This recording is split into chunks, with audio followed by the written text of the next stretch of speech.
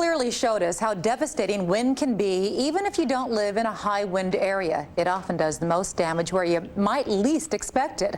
11 News reporter Min Chow takes a look at wind damage and the little-known option for shoring up the weakest part of the building, the windows. In its fury, Ike rained glass onto downtown Houston. Windows picked clean from their frames in the Chase Tower. Not on the side facing the wind, but on the side sheltered from the wind. The wind tries to go around the structure, and as it does, it leaves a hole behind it.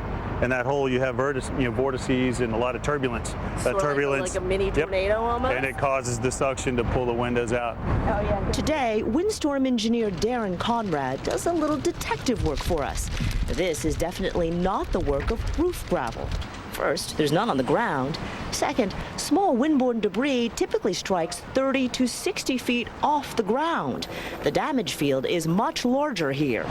This is pressure failure, amplified by surrounding buildings which channel and increase wind speed. The tunneling effect. Wow, yeah.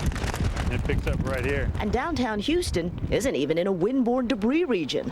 Buildings that are must meet stricter building codes to qualify for state windstorm insurance. In Florida, a windstorm tunnel test is one of two options required for any new buildings in high wind areas. A full-scale model is put to the test.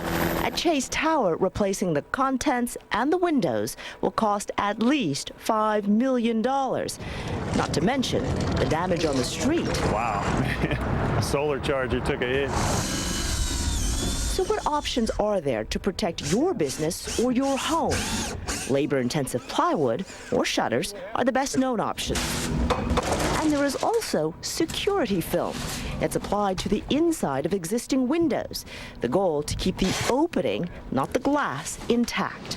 Once wind enters your house, it will look for a way out, often through the roof. This is a marketing clip showing a 2x4 launched into a treated window.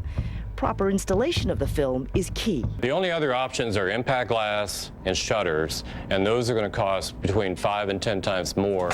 Of course, the greater expense buys you greater protection if you can afford it. Yes, I saw the glass bend in. Sissy Farenthold is a veteran of political storms and named storms.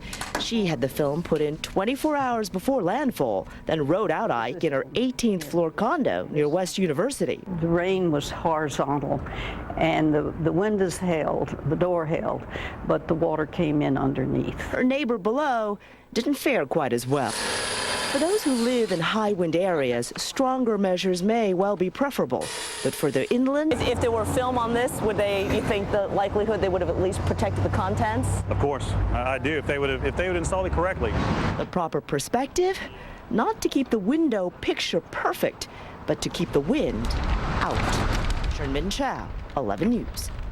Armor Glass security film works. Check us out at armorglass.com.